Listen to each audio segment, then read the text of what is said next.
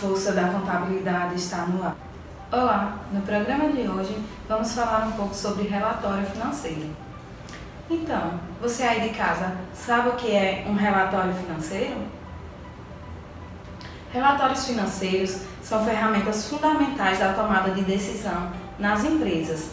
Existem inúmeros tipos de relatórios que vão auxiliar a gestão do negócio, seja nos próximos investimentos, na análise da saúde financeira e taxa de inadimplência, por exemplo. Para compreender melhor, irei entrevistar alguns especialistas que irão abordar um pouco das IFRs 10, 11 e 12.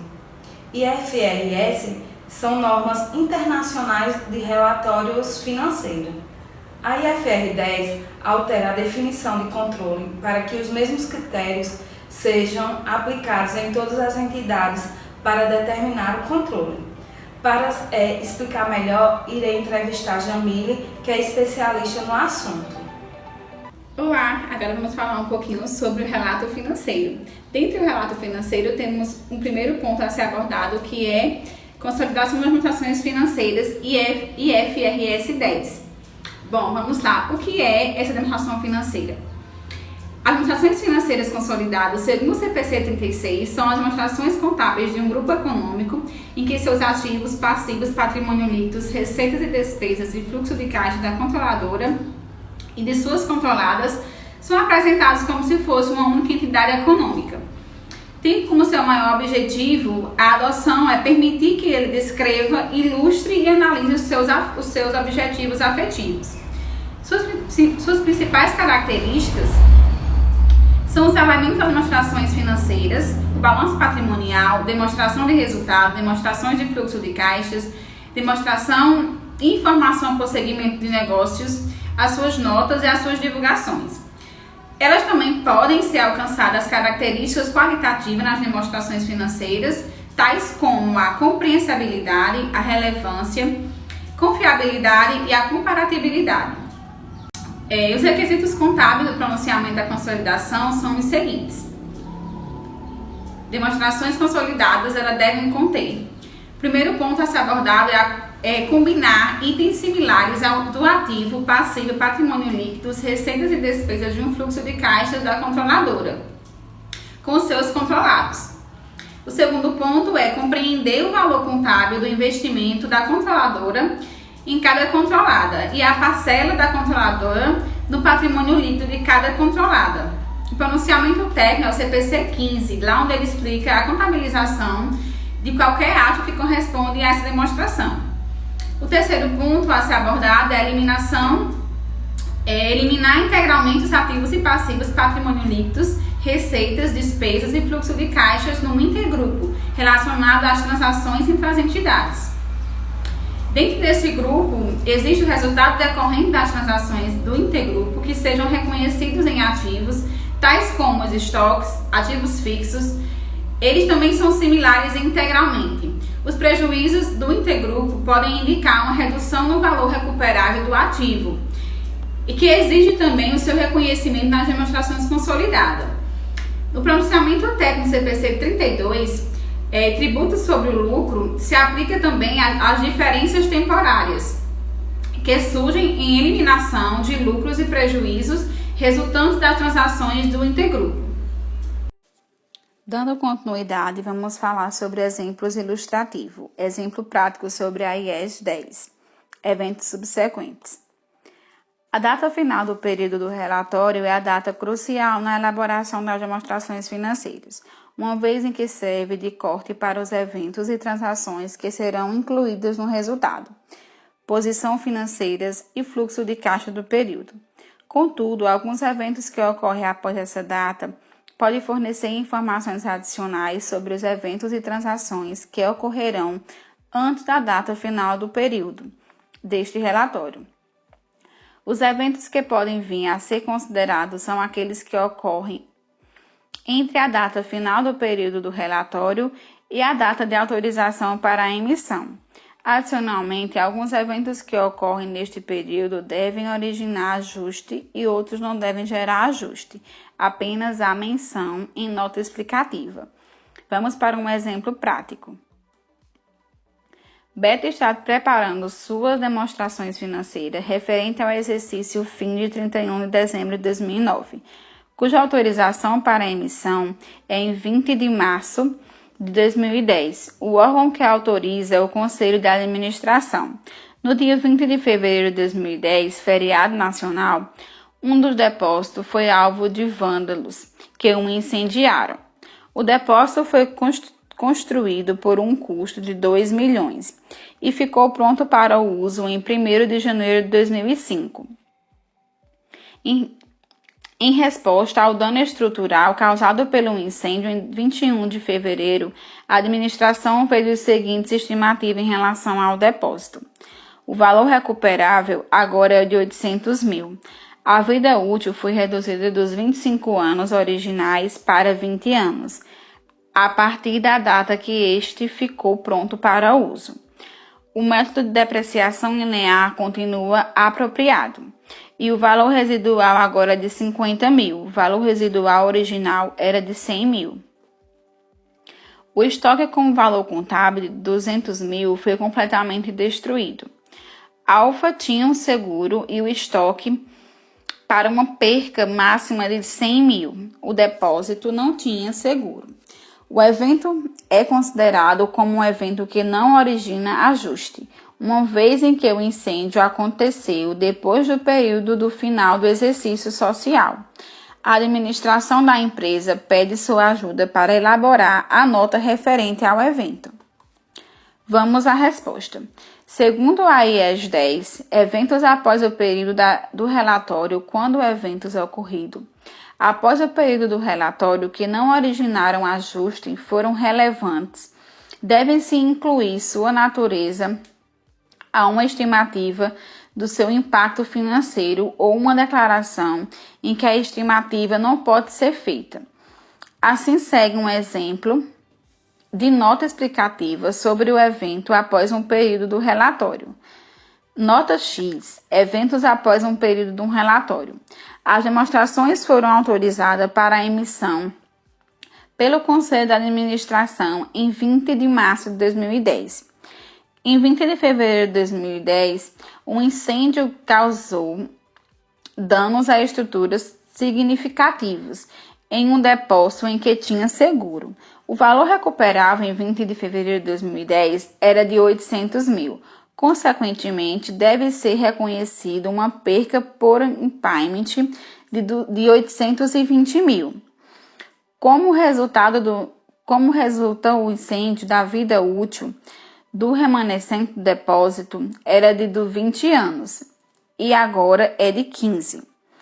O estoque com um valor contábil de 200 mil foi completamente destruído. Porém, este era assegurado. Assim, existe um direito de reembolso no valor de 100 mil. Diante da nota explicativa da IES 10, ele demonstra também a parte do cálculo que foi elaborada essa nota explicativa. O cálculo auxiliares foram perca por impairment, que será igual ao valor contábil menos o valor recuperável, o valor contábil, que foi igual ao custo menos a depreciação acumulada que foi igual ao custo menos o valor residual, dividido pela vida útil, vezes os anos ocorridos. E a perca por impairment foi de 820 mil, conforme foi elaborado no relatório da IES 10.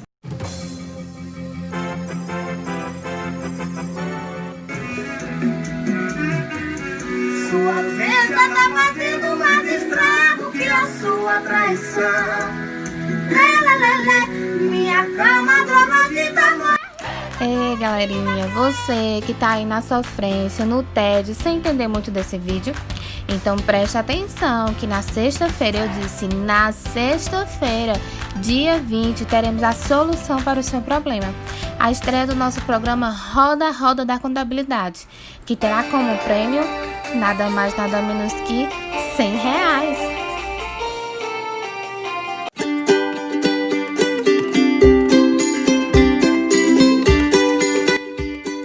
Falando sobre IFRS, você sabe realmente o que é, onde nasceu e o que motivou seu crescimento e aderência ao redor do mundo? Em uma visão bem macro, o principal objetivo da IFRS é manter a estabilidade e transparência das informações financeiras ao redor do mundo. Isso permite que investidores, sejam eles pessoas físicas ou pessoas jurídicas, tomem decisões financeiras de forma consciente, pois, com o advento da IFRS, eles são capazes de ver exatamente na empresa o qual eles desejam investir, mesmo que estejam do outro lado do mundo. Agora, para melhor compreensão da IFR 11, que tem como objetivo principal tratar das deficiências da atual IAS 31, iremos falar um pouco com a especialista Fernanda Sintra. Olá pessoal, eu sou Fernanda e irei falar um pouco sobre negócios em conjunto, de acordo com o IFRS 11 CPC 19. E qual é o conceito sobre controle de conjunto? Se refere ao compartilhamento do controle do negócio conforme acordado em um contrato, que existe somente quando decisões sobre atividades relevantes existe consentimento unânime entre as partes de controle. Exemplo: suponhamos que 3 partes estabeleçam um acordo. A tenha 50% dos direitos de voto no negócio, B 30% e C 20%. Logo, o acordo contratual entre A, B e C especifica que, no mínimo 75% dos direitos ao voto são necessários para a tomada de decisão sobre atividades relevantes ao negócio. Embora A possa bloquear qualquer decisão, ela não controla o negócio, pois precisa de concordância de B. Portanto, A e B têm o controle em conjunto do negócio. E quanto à parte contábil, o pronunciamento faz clara distinção das partes em conjunto, ou seja, operação em conjunto e empreendimento controlado em conjunto. Em operações em conjunto, deve reconhecer os interesses em operações juntos aos ativos, passivos e receita de venda, da sua parcela, a dívida da operação em conjunto e suas despesas, incluindo sua parcela sobre quaisquer despesas ocorridas em conjunto. Em empreendimento em conjunto, deve reconhecer o investimento e deve contabilizar esse investimento utilizando o método de equivalência patrimonial, de acordo com o CPC 18. Isso não ocorrerá a menos que a entidade esteja isenta no método de equivalência patrimonial, conforme especificado em pronunciamento e se permitido legalmente. Vou relatar agora alguns fatos reais sobre exemplos de operações em conjunto e empreendimento em conjunto. Em operações em conjunto, temos o exemplo das empresas Volvo, que se uniu com a Uber para desenvolver o carro autônomo. As duas empresas usarão o mesmo veículo base para teste. A Volvo anunciou uma parceria com a Uber para acelerar o desenvolvimento dos carros que andam sem motorista. As duas empresas farão investimento em conjunto de mais de 300 milhões de dólares, cerca de 967 milhões em reais, nesse projeto. Em nota, a Uber compara o modelo adaptado e adicionará suas próprias tecnologias para fazer ele andar sozinho. Mas o carro do futuro não será um modelo já existente. As empresas desenvolverão um novo veículo. Em um dos relatos, o diretor executivo da Uber disse: mais de 1 milhão de pessoas morrem todos os anos em acidentes de carro. São tragédias que a tecnologia autônoma pode evitar. Agora irei apresentar um vídeo falando um pouco desse produto, da união da Uber com a Volvo, onde eles mostrarão como será esse novo projeto. Uber e Volvo são antigas parceiras no desenvolvimento da tecnologia para carros que um dia serão autônomos.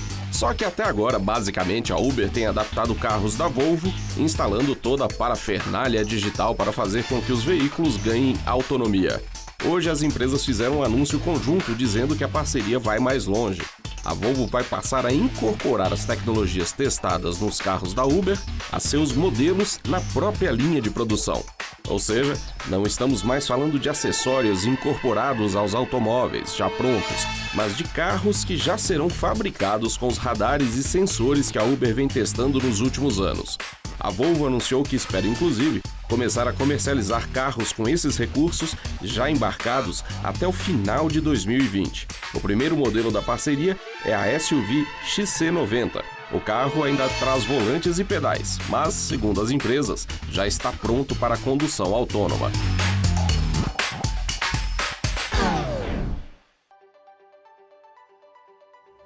Já em empreendimento em conjunto, temos o exemplo da Marfrig, que conclui criação de joint venture de carne vegetal com a ADM. A Marfrig, a maior produtora de hambúrguer do mundo, afirma que iniciou uma joint venture com a norte-americana ADM.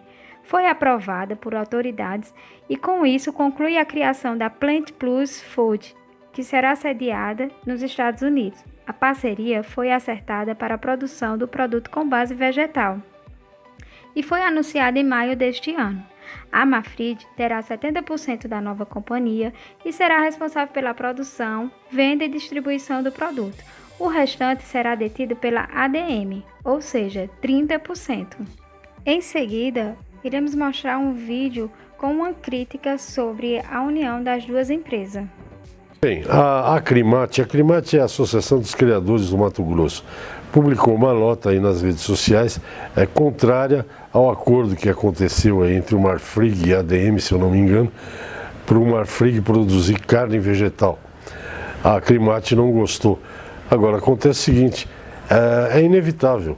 Isso vai acontecer, nós vamos comer carne vegetal, nós vamos comer produtos, proteína animal de animais alimentados com insetos e por aí vai, não tem como sair dessa.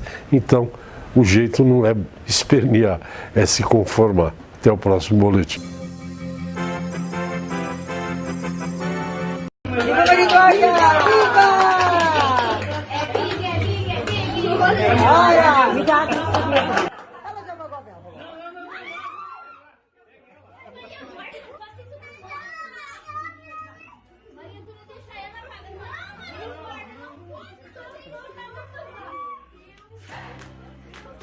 Não precisa brigar, galera. A regra do jogo é clara. Basta assistir o vídeo até o final e prestar bastante atenção para ganhar um prêmio de R$100, viu?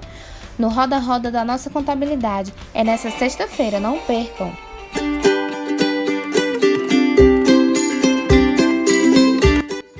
Onde e quando nasceu a IFRS? Você sabe?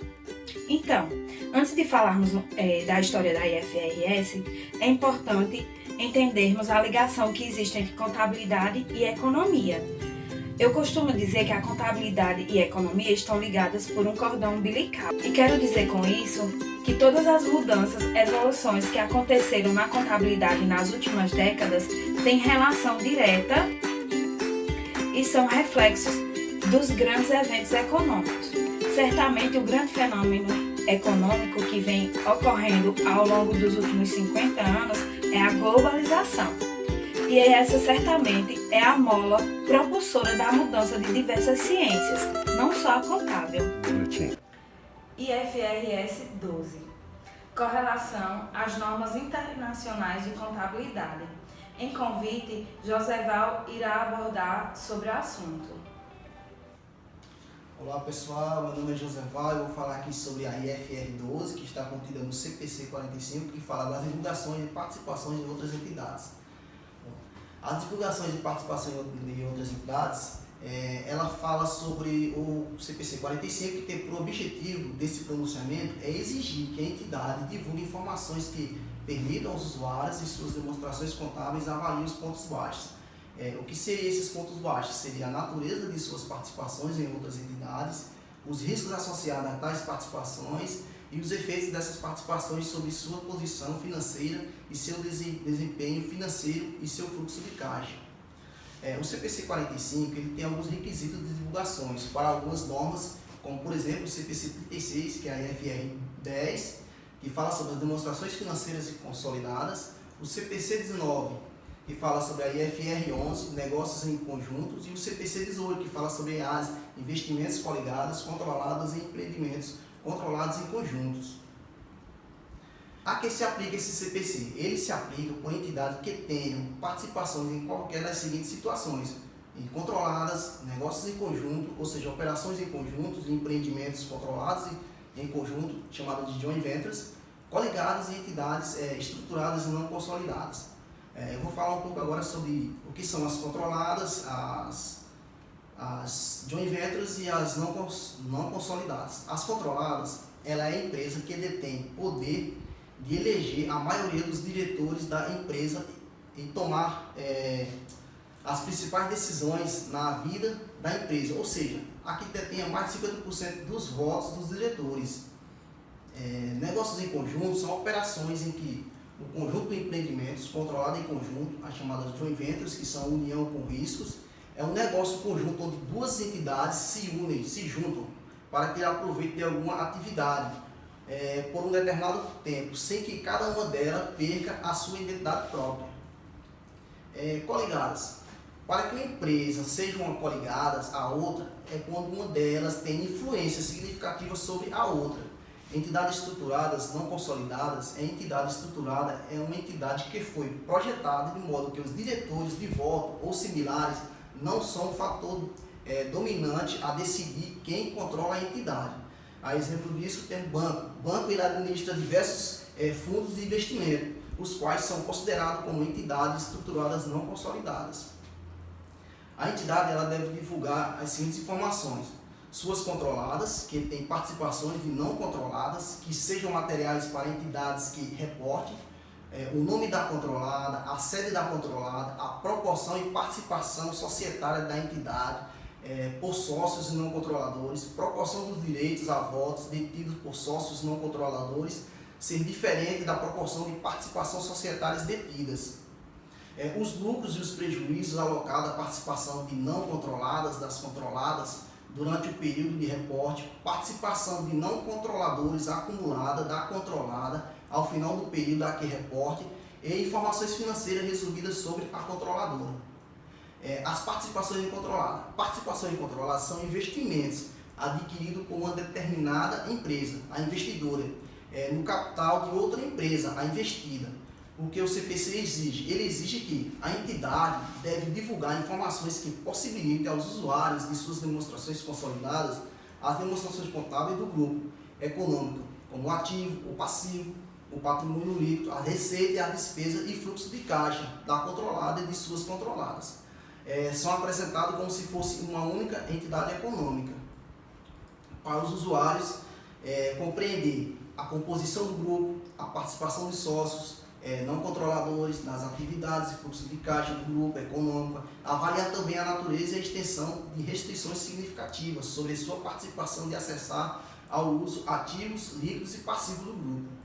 Também avaliar também a natureza dos riscos associados à sua participação em entidades estruturadas, consolidadas, mudanças nesses riscos, os efeitos das mudanças em sua participação societária, em controlada, que não resulta em perda de controle, e os efeitos da perda de controle de controlada durante o período a que reporte. A participação em negócios em conjuntos em coligada. A entidade ela deve divulgar informações que possibilitam aos usuários suas demonstrações contábeis para avaliar a natureza, a extensão, os efeitos financeiros de sua participação em negócios em conjuntos, em coligadas, incluindo a natureza e os efeitos de sua relação contratual com os demais investidores que tenham controle, conjunto ou influência significativa sobre o negócio em conjunto sobre coligadas. Ela também deve divulgar a natureza dos riscos associados à sua participação em empreendimentos controlados em conjunto, são as joint ventures, e a coligadas e mudanças nesses riscos.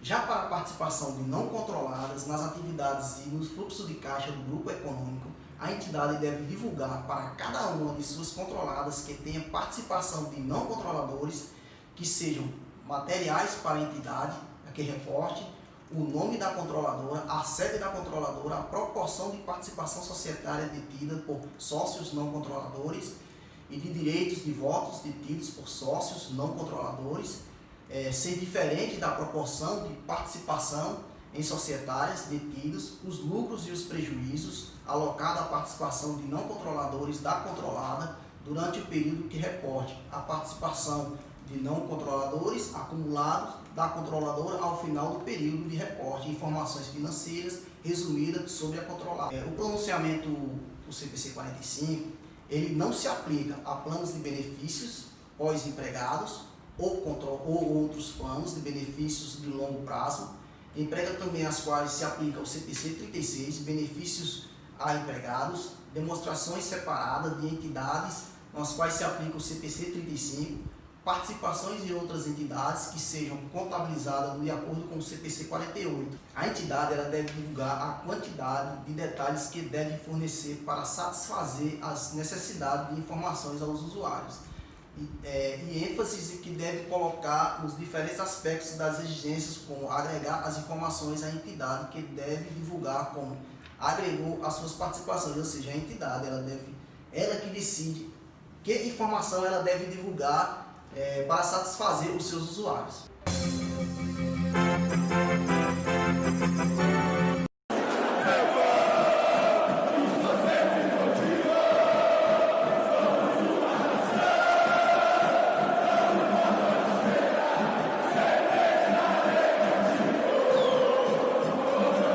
Nós estamos em outro patamar.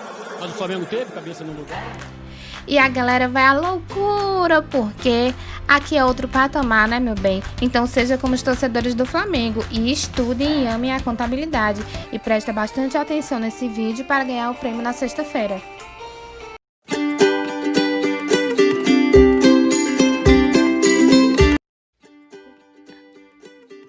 Além da globalização, tiveram outros fatores econômicos que acabaram impulsionando a aderência da IFRS ao redor do mundo. Quais foram eles?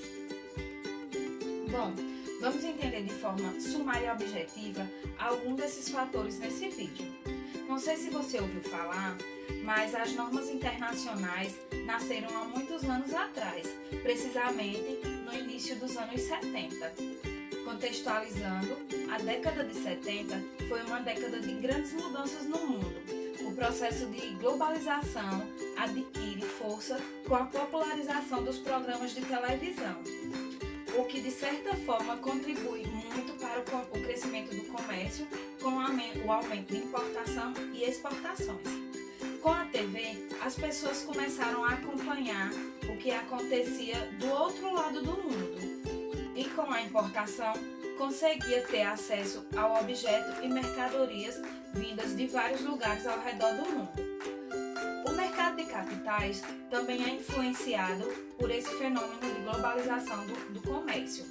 E como consequência, em 1973, 9 países se juntaram em Londres e criaram a IASC, com o objetivo de criar um padrão contábil internacional que facilitasse as movimentações de mercados capitais entre os países.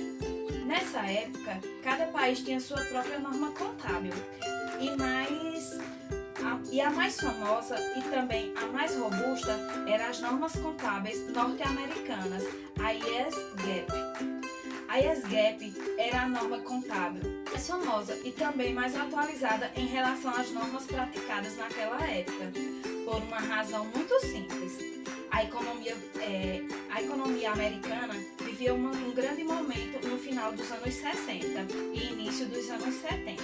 Os Estados Unidos, nos anos posteriores ao término da Segunda Guerra Mundial, estimulavam os demais países vendendo seu projeto de American Way of Life. Essa euforia alcançava vários países que compravam o discurso americano ao redor do mundo.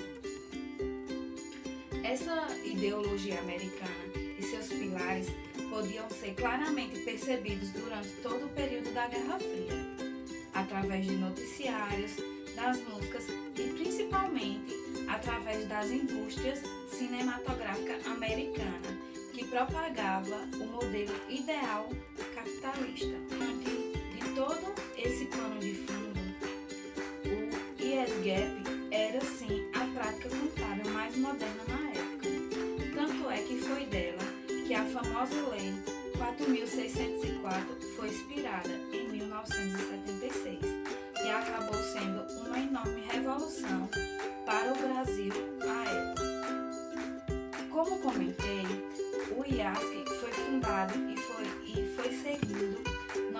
países adeptos ao longo dos anos, mas ainda não tinha apelo suficiente para se tornar uma linguagem contábil com aderência global, conforme planejavam seus idealizadores. Com a crise do petróleo, a partir da metade dos anos 70 em diante, e que levou os Estados Unidos a uma grande recessão à economia americana, tem um revés importante. Ao mesmo tempo que a economia dos países como o Japão e a Alemanha, à época, começavam a crescer. Em 1989, cai o comunismo na Europa, com a queda do Muro de Berlim, marcando o desenvolvimento e a ascensão de grandes movimentos sociais e econômicos em toda a União Europeia, tais como o livre comércio, a livre circulação de pessoas e o enorme incentivo no mercado de capitais europeia, tais como o livre comércio, a livre circulação de pessoas e o enorme incentivo no mercado de capitais. Diante desse cenário, o IASC crescia como um órgão de normatização contábil internacional do setor privado, que à medida que a União Europeia se desenvolvia, conseguiu ganhar o respeito e apoio dos órgãos regulamentadores dos principais mercados e governos europeus. Além de propagadores de usuários de demonstrações contábeis ao redor do mundo, o IASC era o único órgão competente de normatização contábil internacional no final dos anos 90. Momento esse que a União Europeia se debruçava sobre a criação de um mercado de capitais interno e a Comissão Europeia estava em busca de outras alternativas. O IASGAP como norma contábil para empresas que tinham ações negociadas em bolsa. Uma proposta surpresa para a Comissão Europeia, emitida ao ano de 2000, estipulava que todas as empresas de capitais abertos da União Europeia deviam aderir às normas internacionais até o ano de 2005. Proposta esta que chamou a atenção mundial de outros países que começaram a considerar seriamente a IASC como um órgão global de normatização contábil. Com essa aceitação de suas normas, em 2001 a IASC passou a se chamar IASB e iniciou um jogo de elevadas apostas e desenvolvimento de um padrão contábil internacional. Consolidavam-se através de revisões técnicas das existentes IAS, normas emitidas pelo IASC, e nasciam a IFRS, normas que passariam a ser emitidas pelo novo IASB. O conjunto de IAS, somada às novas IFRS, somavam a partir de então as normas internacionais contábeis. Agora, para concluir nossa matéria, passo a palavra para a Brenda e ela falará um pouco sobre relatório integrado. Ela irá abordar conceito, estrutura, dentre outros. É com você, Brenda. Olá pessoal, tudo bem? Meu nome é Brenda e eu vou explicar um pouco sobre o relato integrado. Então, primeiro eu vou distinguir a diferença entre relato e relatório. Segundo Vânia Bolger, relato ele está relacionado ao processo de reportar, enquanto o relatório ele está relacionado ao produto final dessa atividade. O relatório integrado ele trata exatamente do processo, considerando que, se a integração não estiver presente no processo, o relatório final será apenas como uma colcha de retalho, com informações sendo apresentadas de forma combinada, mas sem qualquer relação entre elas. Então, o que é um relatório integrado, Segundo a própria definição do IIRC, que é o Conselho Regional de Relatório Integrado, eles falam que o relato integrado ele é um documento conciso sobre como a estratégia, a governança, o desempenho e a perspectiva da organização num contexto de ambiente externo. Ou seja, eles levam à geração do valor no curto, médio e longo prazo. O IIRC é uma coalização global de investidores, de empresas, reguladoras, definidores de padrão e profissionais contábeis como ONGs, que compartilham a visão de que a geração de valor, isso é uma questão essencial na elaboração do relatório corporativo, Então, O relato integrado, ao promover uma abordagem mais coesa e eficiente no processo da elaboração do relatório corporativo, ele permite uma alocação de capital mais eficiente e produtiva. A visão a longo prazo do IRC é a de que, com a adoção dos princípios do relato integrado, o pensamento integrado ele fixe no mundo corporativo e nas principais práticas comerciais do setor público ou privado. Então, o relato integrado ele ajuda a organização a manter uma visão integrada na gestão do negócio, a colocar foco na geração de valor e de obter clarezas no risco de oportunidade. Ele contribui também para uma melhor avaliação por parte dos investidores, bancos e provedores de capital em geral, aumentando a possibilidade de acesso ao funding. Então, como é a integração do relato integrado com os modelos de relatório? Bom, o relatório integrado ele interage com outros modelos de relatório financeiro e de sustentabilidade, como, por exemplo, os elaborados de acordo com as diretrizes da G4, que é a Global Reporter, da sigla GRI, né? Desde que sua estrutura, que são os princípios e os elementos do conteúdo, seja utilizada corretamente. Ela pode entregar qualquer tipo de relatório de gênero. Para quem não sabe o que é a GRI, é uma organização internacional que ajuda as empresas, os governos e outras instituições a compreender e comunicar os impactos do negócio em questões críticas de sustentabilidade, como mudanças climáticas, direitos humanos e problemas de corrupção. Quando ele fala em que o relatório integrado ele interage bem com as diretrizes da G4, é porque essas diretrizes elas ajudam a identificar os impactos das operações da organização sobre o meio ambiente, a economia e a sociedade civil. Então, para o relatório integrado, existem alguns conceitos importantes, né, como a geração do valor do conceito amplo, que abrange os tangíveis e os intangíveis, e a visão de curto, médio e longo prazo, que varia de acordo com o ciclo do negócio, né? Nesse ciclo da empresa, ele deve conter o capital de empregados, o financeiro, o manufaturado, o intelectual, o humano, entre outros. Lembrando que o relatório integrado ele não exige que a organização adote a categorização de capitais sugerida em sua estrutura, mas é obrigatória a utilização dos conceitos ali contidos. Então, a estrutura do relato integrado, ela abrange 7 princípios básicos e 8 elementos de conteúdos que devem ser seguidos. Os princípios são: o primeiro é o foco estratégico e a orientação para o futuro, que é aquela estratégia relacionada à capacidade de gerar valor e ao uso dos capitais. O segundo é a conectividade de informação, que é aquela combinação, interrelacionamentos e de dependência dos fatores que afetam a geração de valor. E o terceiro são as relações com as partes interessadas, que é aquela natureza e qualidade das relações com principais partes interessadas, até que ponto a organização entende e leva em conta os seus legítimos interesses e necessidades dentro da empresa, né?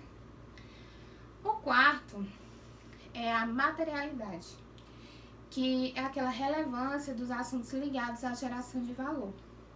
O quinto seria a concisão, que é aquele que você tem a perda de informações relevantes. O sexto é a confiabilidade e a completude, que é aquela abrangência de tudo que é relevante, o equilíbrio entre pontos positivos e negativos, sem erros.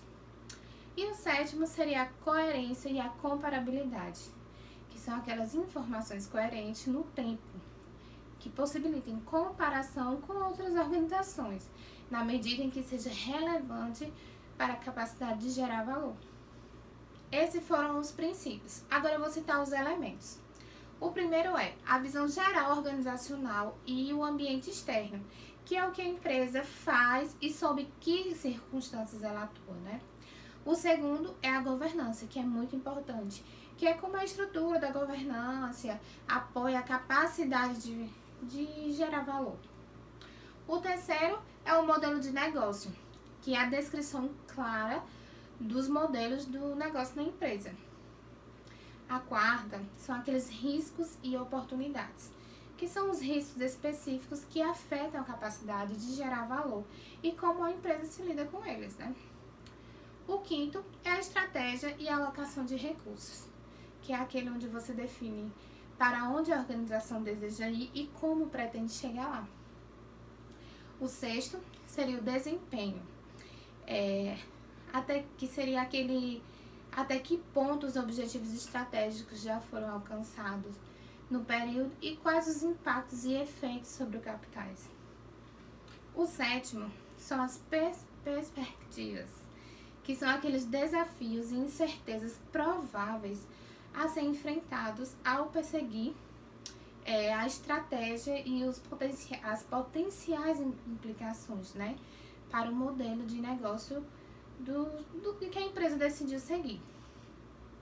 E o oitavo seria a base de apresentação, que é como se determina os temas a serem incluídos no relatório e como estes temas são quantificados ou avaliados. Então, pessoal, vale salientar que o relatório integrado ele não é obrigatório para as empresas, mas para aquelas que aderem, existe toda essa estrutura, né, que é feito o relatório integrado, que é para poder te dar para a sua empresa uma visão mais ampla de tudo que você quer. Então, você define o que você quer no seu relatório integrado. O relatório integrado, ele ainda não tem uma auditoria específica para ele aqui no Brasil.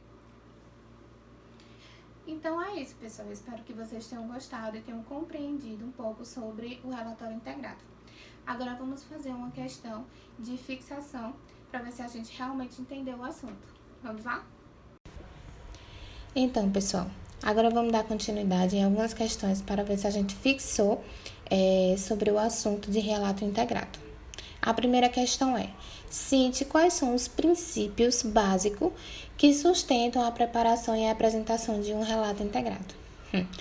Bem, como foi dito no vídeo, o primeiro é foco estratégico e orientação para o futuro. Lembra que eu falei que são aquelas estratégias relacionadas à capacidade de gerar valor e aos usos de capitais. A segunda é conectividade da informação, que é aquela combinação interrelacionamentos e a dependência dos fatores que afetam a geração do valor. O terceiro é a relação com partes interessadas, que é a natureza e a qualidade das relações principais, das principais partes, né? Até que ponto a organização entende e leva em conta seus legítimos interesses e necessidades. Então, o quarto seria materialidade, que é aquela relevância dos assuntos ligados à geração de valor. O quinto seria a concisão, né? Que é aquela que eu falei que você não tem a perda de informações relevantes. O sexto, que é a confiabilidade e completude, que eu também disse no vídeo, que seria a abrangência de tudo o que é relevante, como o equilíbrio entre pontos positivos e negativos. E o sexto seria coerência e comparabilidade, né, que são aquelas informações coerentes no tempo, que possibilitam a comparação com outras organizações, na medida em que seja relevante para a capacidade de gerar esse valor. Então, no caso dessa questão, todas as alternativas estão corretas. Bom, agora vamos para uma segunda questão. Cite quais são os 8 elementos de conteúdo no relato integrado, né, que foi abordado no texto. Então, vamos lá?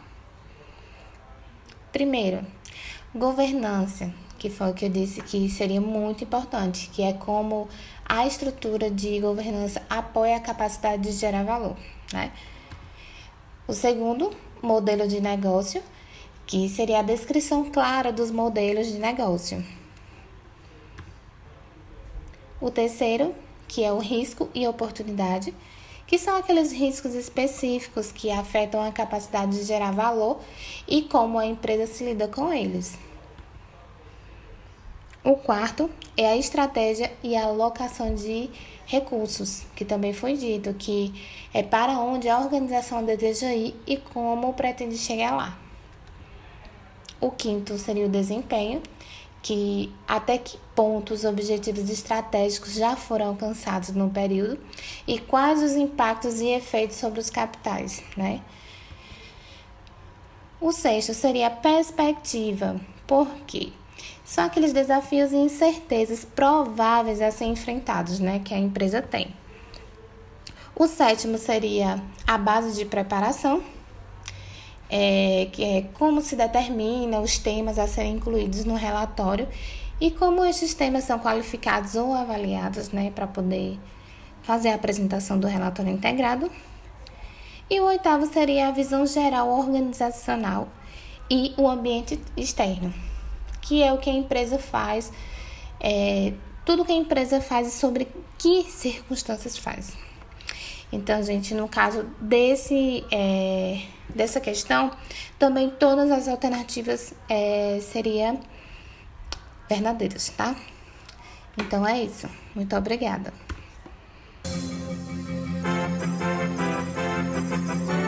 A única coisa que passou é que eles fizeram uma exportação, se eu não me engano, para o Japão. Agora, o preço praticado internamente não é o preço do mercado internacional de gás, porque o preço internacional de gás, me desculpem, não é $4 o milhão de BTU, nunca foi. O preço do mercado internacional vai variar ali, dependendo. Se for contrato de longo prazo, pode até ser um pouco menor. Mas, na Ucrânia, pagam $13 o milhão de BTU. 4 para 13 dá 7. Pagam, quanto é que paga? Depois do furacão, aliás, 4 para 13 dá 9. Eu estou pensando no furacão, em Fukushima. Como é que chama? No Japão, o tsunami.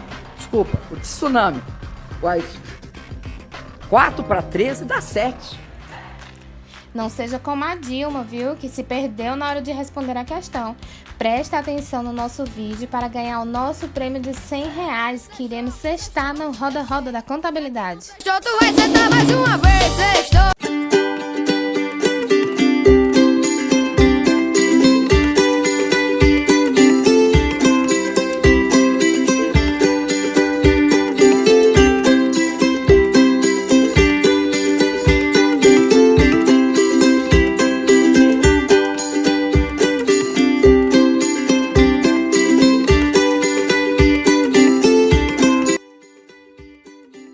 Ainda no ano 2001, alguns escândalos contábeis e financeiros marcaram de forma negativa o mercado de capitais norte-americano e também colocaram em xeque a robustez das práticas contábeis norte-americanas. Com a crise que enfrentavam, a US GAAP, seu principal concorrente, as normas internacionais de contabilidade se fortaleciam e ficavam cada vez mais evidentes. O outro fator que estimulou ainda mais a sua aderência na Europa foi a criação de uma moeda única para toda a comunidade europeia no ano de 2002, o euro. Veio o ano 2005 e as normas internacionais foram implementadas por todas as companhias abertas em toda a União Europeia. Os reflexos. Quais foram de todos esses acontecimentos? Então, o reflexo disso tudo foi a grande facilitação das transições do mercado de capitais europeu. Para demonstrar essa evolução e impactos causados por toda essa mudança, podemos olhar os negócios no mercado da Europa de diversas formas. Um deles é ver o quão benefício foi para a Europa, verificando o volume de transações de M&As, aquisições, fusões e compra de participações societárias das empresas. Assim, concluímos nossa edição. Obrigada!